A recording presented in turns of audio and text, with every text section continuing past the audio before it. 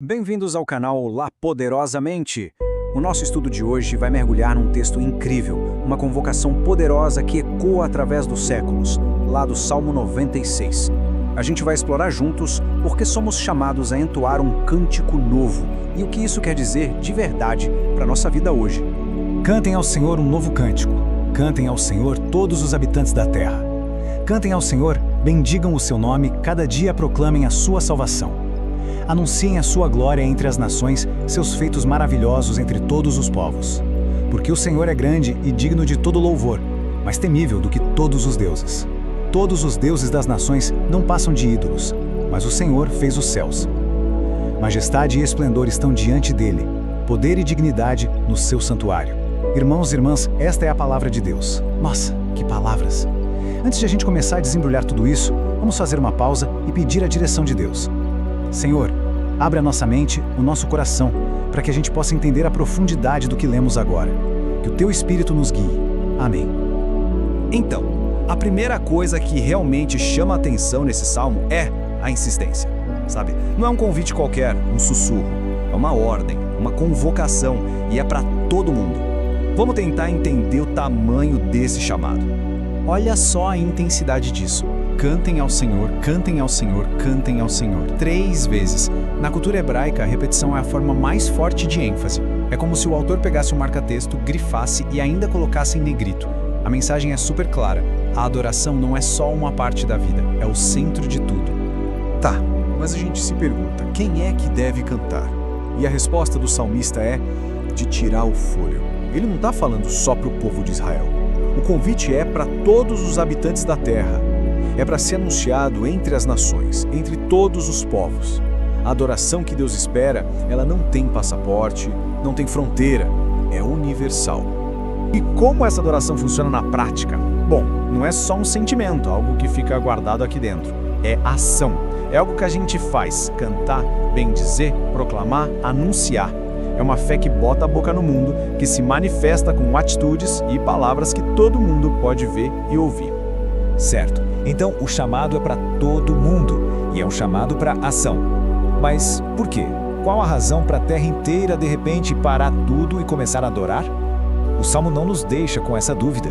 Ele nos dá a base, o porquê, a rocha firme é onde a nossa adoração precisa estar construída. E aqui está o motivo, o ponto central. Nós não adoramos porque o dia está bom ou porque recebemos uma bênção. Isso é consequência. Nós adoramos por causa de uma verdade que não muda nunca, porque o Senhor é grande e digno de todo louvor. Nossa adoração é simplesmente a resposta correta a quem Ele é. O salmista então faz um contraste que é impossível de ignorar. De um lado você tem o Senhor, aquele que fez os céus.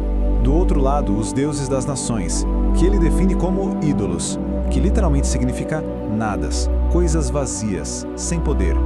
A diferença aqui é entre o Criador de absolutamente tudo e uma invenção da mente humana. Não tem nem comparação.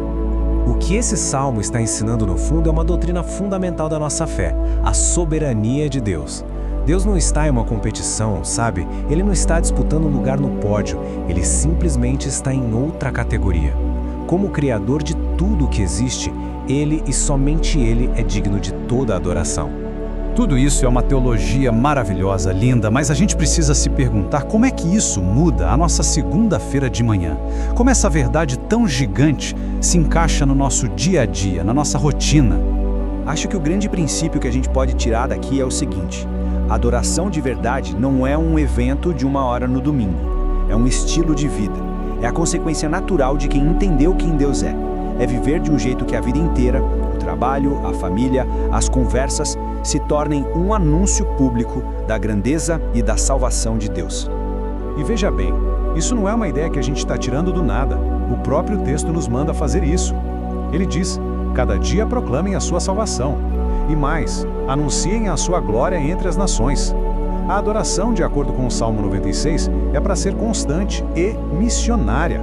Ela sempre aponta para fora. Então, trazendo para a prática, o que isso significa? Significa que a nossa rotina pode ser um ato de adoração. Cada dia é uma nova oportunidade de mostrar a salvação de Deus. Significa também que a gente precisa usar a nossa voz para falar do que Deus fez e faz. E por fim, significa entender que o nosso pequeno ato de adoração aqui, hoje, faz parte de um plano gigantesco de Deus para que o mundo inteiro conheça. Para a gente ir fechando, vamos trazer tudo isso um pouco mais para perto, para o nosso coração. O que essa verdade toda significa para nós, individualmente, no ponto da vida em que estamos agora. Eu queria deixar uma pergunta no ar para a gente refletir ao longo da semana. Se a nossa vida fosse um cântico, que música ela seria? O que a letra dessa canção estaria proclamando sobre a glória e a salvação de Deus para as pessoas que nos ouvem todos os dias? Vale a pena pensar nisso. E para quem gosta de ir mais fundo, de conectar os pontos, esses temas aparecem em toda a Bíblia. A ideia de um cântico novo ressurge com força total lá em Apocalipse. O chamado para alcançar todas as nações é a alma da grande comissão, em Mateus, e a crítica aos ídolos, a sua inutilidade, é descrita de forma genial pelo profeta Isaías. Bem, chegamos ao final do nosso estudo de hoje. E antes de nos despedirmos, queremos reservar um momento para agradecer a quem torna esse trabalho possível. O nosso muito obrigado ao nosso patrocinador, @EtioEmCasa369, pelo apoio fundamental ao nosso canal. Eles fazem simplesmente o melhor pão do Chile. Quem quiser conhecer, pode encontrá-los no Instagram usando o QR Code que está aparecendo aí na tela. Muito obrigado pela companhia e até o nosso próximo estudo.